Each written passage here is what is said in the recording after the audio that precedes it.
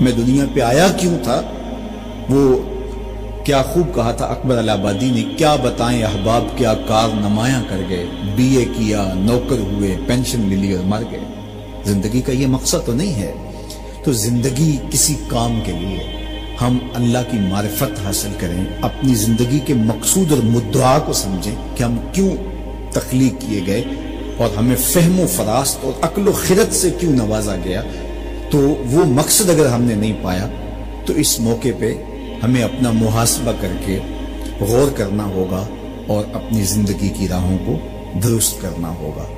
اللہ کے حضور رجوع کریں، سچی توبہ کریں۔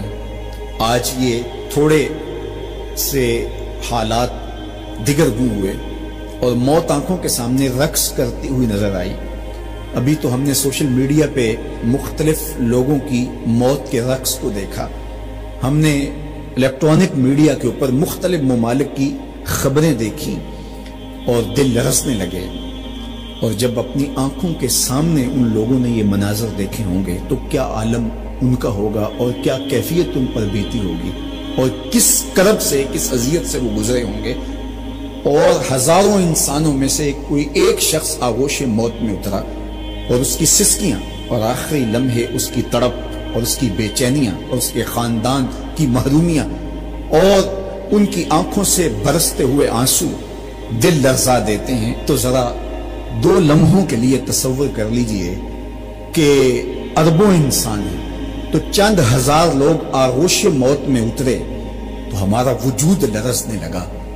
تو وہ لمحہ کتنا دردناک ہوگا جب یہ زمین بھی لپیٹی جا رہی ہوگی، جب آسمان بھی لپیٹا جا رہا ہوگا اور ہر ذی روح اس دنیا سے رخصت ہو رہا ہوگا، اور خوف قیامت اور قیامت کا وہ زلزلہ، وہ جھٹکا، اپنے اطراف میں دائیں بائیں آگے پیچھے لاشیں گرتی نظر آئیں گی اور پھر جسموں کے پرزے اڑتے ہوئے دکھائی دیں گے۔ اذا زلزلت الارض زلزالها واخرجت الارض اثقالها وقال الانسان ما لها یومئذ تحدث اخبارها۔ وہ داروگیر کے لمحے، وہ ایک خوفناک چنگھاڑ اور چیخ، وہ اتنا دردناک لمحہ ہوگا کہ ہول قیامت سے پیدا ہوتے ہوئے بچے کے بال سفید ہو جائیں گے۔ وہ اتنا دردناک لمحہ ہوگا۔ تو وہ لمحہ بھی آنے والا ہے اور ہم سب لوگ آغوش موت میں اترنے والے ہیں۔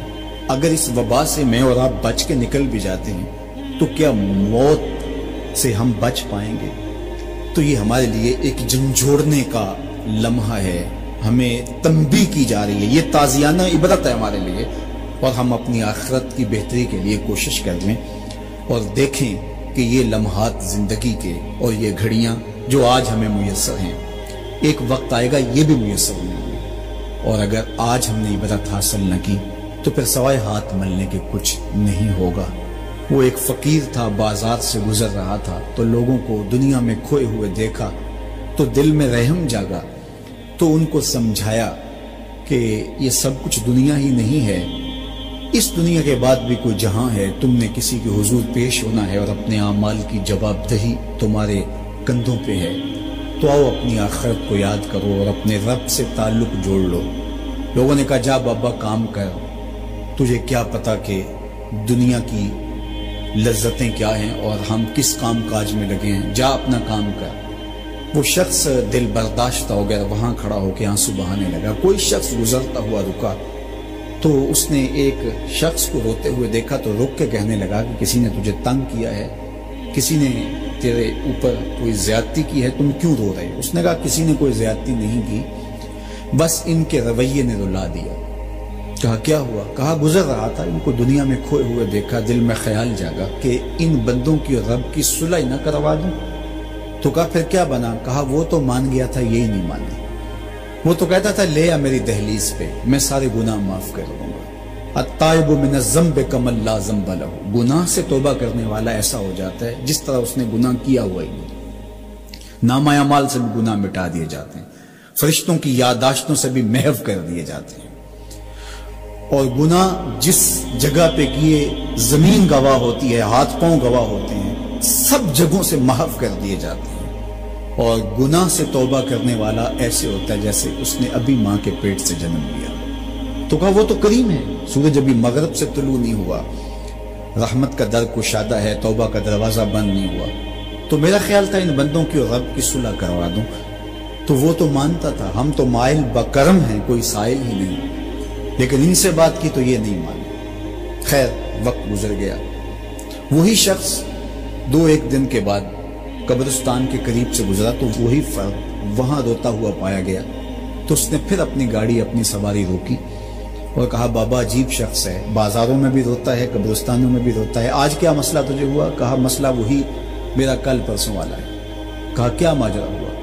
کہا بازار میں گیا تھا اور میرا خیال تھا کہ بندوں اور رب کی صلح کروا دوں، وہ تو مان گیا لیکن یہ نہیں مانے، مایوس ہو کے آج قبرستان والوں کے پاس آ گیا اور یہاں میرا خیال یہ ہوا ان کی اور اس کی صلح کروا دوں۔